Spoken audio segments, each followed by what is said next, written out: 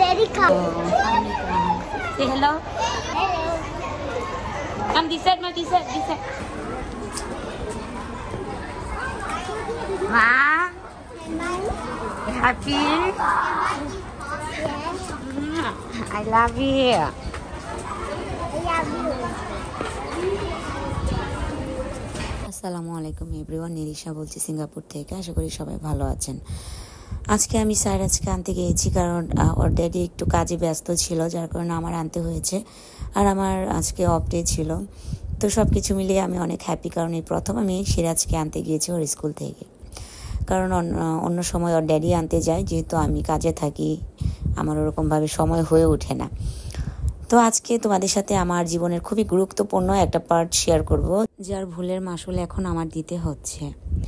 তো আমি যেটা প্রথমেই তোমাদেরকে বলবো সেটা হচ্ছে যে মাঝখানে 3টা বছর যে আমি গ্যাপ দিয়েছি, এবং এই 3টা বছর আমার উপর দিয়ে যে কী একটা তুফান গিয়েছে সেটা আমি তোমাদের সাথে এতদিন শেয়ার করিনি। তোমরা অনেকেই জানতে চেয়েছো, শুনতে চেয়েছো। আর আমার এই 3টা বছর আমার উপরে দিয়ে একটা তুফান গিয়েছে, এটাই বলবো যে আমি বাসাটা যে ধরেছি এটা আমারকে অনেক কিছু আমার ত্যাগ স্বীকার করতে হয়েছে। আর এই বাসাটার জন্য আমি অনেক চিন্তায় ছিলাম। জায়গাটা কিনে বাসাটা করাটা আমার কাছে খুবই ইম্পর্টেন্ট মনে হয়েছিল তখন, যেহেতু বাচ্চাদেরকে নিয়ে বাংলাদেশে আসি, একটু মজা করব, এনজয় করব, বাচ্চাদের মনের মতো যেন খেলাধুলা করতে পারে। মাথায় এটা রেখে আমি আর ফ্ল্যাট বাসা না কিনে বাসাটাই নিয়েছি, যে এরকম একটা প্রাইভেট বাসা যদি করতে পারি জায়গা কিনে, তাহলে সবচেয়ে ভালো হবে। আমার বাচ্চারাও আসলে খুব এনজয় করবে। তবে আসলে এটা যে এত বড় একটা ভুল সিদ্ধান্ত হবে আমার লাইফের, এটা আমি কোনো দিন কল্পনাও করিনি। কারণ করোনা ভাইরাসকে মাথায় রেখে যে সিদ্ধান্তটা আমি নিয়েছিলাম যে ফ্ল্যাট বাসা না কিনে আমি এরকম একটা বাসা করি, তাহলে সবচেয়ে ভালো হবে। তো আসলে এরকম বাসা করতে গেলে হয় না, কারণ অনেক টাকা খরচ করতে হয়। কারণ যারা জায়গা কিনে বাসা করেছে একমাত্র তারাই এটা বলতে পারবে। আমি মনে করি এর থেকে ফ্ল্যাট বাসা অনেক সুবিধা এবং অনেক ইজি। তো আমি যেটা বলবো সেটা হচ্ছে যে এই বাসার জন্য আমার কি ত্যাগ স্বীকার করতে হয়েছে, আমি কি স্যাক্রিফাইস করেছি আমার লাইফে। তো আমি আসলে এটাই বলতে চাই যে যারা বাইরে থাকার চিন্তা ভাবনা যে ভবিষ্যতে কোনো দিনও দেশে সেটেল হবা না, বেড়াইতে আসলেও কয়েকদিনের জন্য দেশে, বিষয়টা অন্যরকম, কিন্তু বাসা করা এটা একদম ভুলই সিদ্ধান্ত একটা আমি মনে করি। কারণ আমার বাচ্চারা তাদের বয়স হয়ে গেলে একটা সময় আসবে যে সময়টাতে ওরা বাংলাদেশে আসতে চাইবে না। যদিও এটা আমার মাতৃভূমি, ওদেরও মাতৃভূমি, কিন্তু ওদের আসল পরিচয় তো বাবার পরিচয়, তো ওরা বড় হচ্ছে, তাই না? ওদের পরিচয় হচ্ছে ওরা সিঙ্গাপুরিয়ান, ওদের জন্ম হচ্ছে সিঙ্গাপুরে, ওরা এখানে ছাড়া কিছুই বুঝে না। তো আমি এতটা কিছু বুঝতে পারিনি, কারণ বাসাটা করতে গিয়ে আমার অনেক টাকা খরচ হয়েছে। শুধু আমি এতটুকুই বলবো। এখন অনেকে প্রশ্ন করবে যে আপু কেমন টাকা খরচ হয়েছে। যেহেতু আমি বাসাটা ভাড়া দিব না, যেহেতু বাসাটা ভাড়া দেও নাই, সেহেতু ওরকম চিন্তা করে আমি বাসাটা করেছি, যার কারণে আমি কোনো হিসাব রাখতে পারিনি। যাদের হাতে বাসাটা করতে দিয়েছিলাম আমাকে তারা যেটা বুঝিয়েছে ওটাই করেছি। আমি যখন যত পাঠাতে বলেছে তাই পাঠিয়েছি, যার জন্য আমার অনেক বড় একটা অ্যামাউন্ট আমার ব্যাংকে থেকে নিতে হয়। ব্যাংকে থেকে আমি লোন নিয়েই বাসাটা করেছি। তো আমি এখনও ওইটার মাসুল দিচ্ছি। আমার হাজব্যান্ড আমাকে এখনও বলে যে এটা আমাদের ভুল সিদ্ধান্ত ছিল। তো আমি মনে করি যে হ্যাঁ, আমার হাজব্যান্ড যে কথাটা বলছে সেটা রাইট, কারণ আমি এখনও অনেক টেনশনে থাকি, তারপর অনেক ঝামেলায়। তো যেটা তোমাদের সাথে শেয়ার করতে চাইনি, কারণ তোমরা যেহেতু আমার একটা পরিবার, তো তোমাদের সাথে শেয়ার করলে আমি অনেক কিছু জানতে পারবো। আমাকে অনেক সিদ্ধান্ত নেওয়ার জন্য অনেকেই বলবে, অনেক কিছু, অনেকেই আমাকে পরামর্শ দিবে, অনেকেই বলবে যে কি করণীয় আমার। তো আমার ফুপি তো শুনে অনেক রাগারাগি, কেন আমি বাসা করতে যাচ্ছি, কারণ আমার বাচ্চারা কখনো আসবে না, যেটা সত্যি কথা। আর বাংলাদেশে আমি ওদেরকে না সেটেল হওয়ার মতো কোনো পরিবেশও বাংলাদেশে নাইও।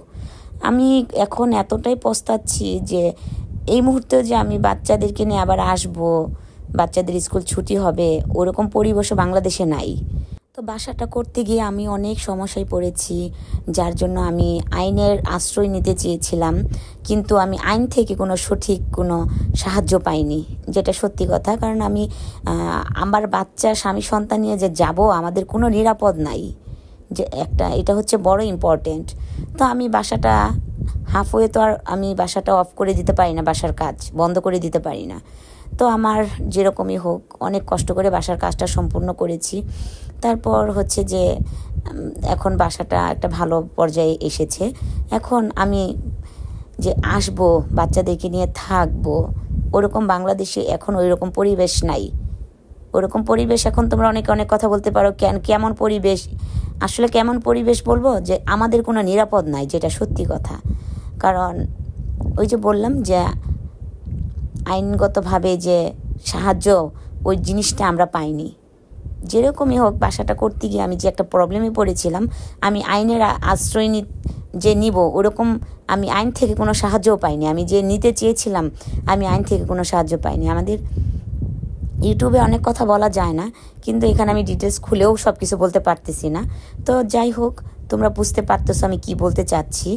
তো যেখানে আমাদের কোনো নিরাপদ নাই, বাসা করতে গিয়ে এত প্রবলেমে পড়েছি, এত লক্ষ লক্ষ টাকা খরচ করেছি, সেখানে তো বাচ্চাদেরকে নিয়ে সেটেল হওয়া অসম্ভব। কোনো দিনও না। আল্লাহ যেন এটা কোনো দিন না করায়, কোনো দিন না। কারণ আমি যে কত বড় বিপদে পড়ে বাসাটা যে করেছি একমাত্র আমি জানি, আমার ভাই জানে। হ্যাঁ, আমি যে কত একটা সমস্যায় পড়েছি বাসা করতে গিয়ে। তো সব কিছুর পর আলহামদুলিল্লাহ আমার বাসা কমপ্লিট হয়েছে। তো এখন আমি এই জন্যই আমি পস্তাই যে আমার বাসায় হাত দেওয়াটাই আমার ভুল হয়েছে। জায়গা কিনেছি, ফেলে রেখে দিতাম 2-3 বছর, তারপর আস্তে ধীরে সিদ্ধান্ত নিতাম। বা জায়গাটা কিনার ঠিক 2-3 মাসের মধ্যেই বাসার কাজে হাত দিয়ে দিয়েছি। এটা ছিল আমার চরম একটা ভুল ছিল আমার লাইফের। এমন একটা সিদ্ধান্ত, এটা চরম একটা ভুল সিদ্ধান্ত ছিল আমার লাইফে। যতগুলো সিদ্ধান্ত আমি নিয়েছি সবগুলোতেই আমার সঠিক সিদ্ধান্ত নিয়েছি, কিন্তু বাসাটা করার যে সিদ্ধান্তটা নিয়েছিলাম একদম টোটালি এটা একটা রং সিদ্ধান্ত ছিল আমার লাইফে। আমি বাসাটা করে যে কী বড় একটা প্যারার মধ্যে পড়েছি, আমি কী বড় যে একটা বিপদে পড়েছি, একমাত্র সেটা আল্লাহ জানে। এখনও যদিও আমার ওই বিপদ নাই, ব্যাংকের লোনটা নিয়েছে ওটা দিচ্ছে আমার হাজব্যান্ড, এখনও দিয়ে যাচ্ছে। অবশেষে একটা কথাই বলবো, যারা দেশের বাইরে থাকো তারা কোনো দিন বাংলাদেশে কোনো সম্পদ করবা না। এটা আমার রিকোয়েস্ট এবং তোমাদের ভালোর জন্য এটা বলতেছি। কারণ আমার ভিডিওগুলা অনেক আপু ভাইয়েরা দেখো, ফ্যামিলির যতই কাছের মানুষ হোক না কেন, যদি বাবা মা কাছে না থাকে, ধরো মা আছে, মহিলা মানুষ, সে তো আর কিছু করতে পারবে না, তাই না?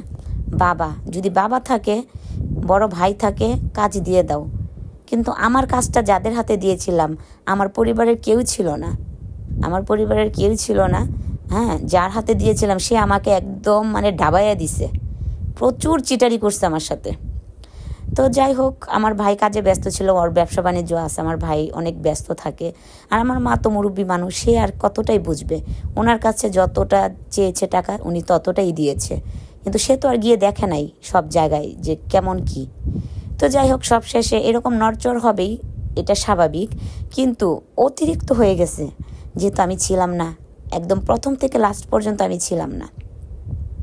তো এই যে আইকিয়া থেকে এই বেডটা কিনে এত প্রতারিত হয়েছি আমি, এরকম কেউ কিনবা না।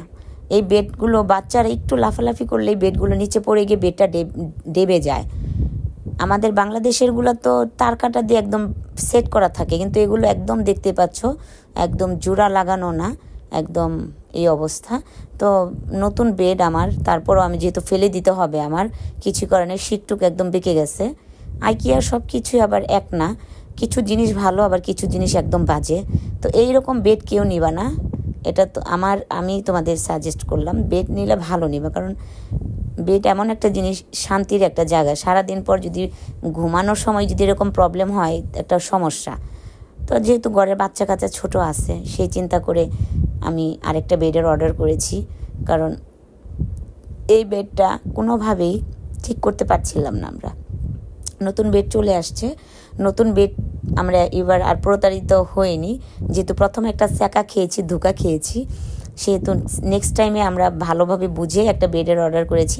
এই বেডটা এতটাই সুন্দর, একটু পরে তোমাদেরকে দেখাচ্ছি, ওরা সেট করতে থাকুক। তো আমি এটাই বলবো, যারা দেশের বাইরে থাকো আমার আপুরা, আমার ভিডিওগুলো সব দেশ থেকে মোটামুটি দেখো, তো তাদের উদ্দেশ্যে বলবো যে যদি তোমাদের দেশের কোনো সেটেল হওয়ার চিন্তা ভাবনা না থাকে, তোমরা ক্ষণিকের জন্য দেশে প্রয়োজনে 2-3 বছরই তো পর আসবা, তাই না? 2-3 বছর পর এসেও যদি হোটেলে থাকো, জাস্ট এক্সাম্পল আমি তোমাদেরকে কথার কথা বলতেছি, হোটেলে থেকে প্রয়োজন 1-2 লাখ টাকা খরচ করে ফ্যামিলি নিয়ে এনজয় করে বাচ্চা কাচ্চা নিয়ে থেকে চলে যাবা, কিন্তু কোনো বাসা, কোনো ফ্ল্যাট বাসা এগুলা কিনতে যেও না। বাংলাদেশে মোট কথা কোনো সম্পদ করার কোনো প্রয়োজনই নাই। যাদের এরকম চিন্তাভাবনা আছে যে বাংলাদেশে সেটেল হবে না, তোমার হাজব্যান্ড এখানে সাইন করে দিচ্ছিল, ওদের একদম সেট করা হয়ে গেছে। তাহলে চলো তোমাদেরকে বেডটা দেখাই যে বেডটা সেট করার পর কীরকম দেখাচ্ছে। তো আমি বেডটা এটা নিয়েছি, কালো জিনিস আমার কাছে অনেক ভালো লাগে এখন, কারণ দাগ পড়ে না। যেহেতু ছোট বাচ্চারা ঘরে থাকে, সাদা জিনিস নিলে ওরা নোংরা করে ফেলে, ওরা হচ্ছে কলম দিয়ে দাগাদিগি করে একদম নষ্ট করে ফেলে।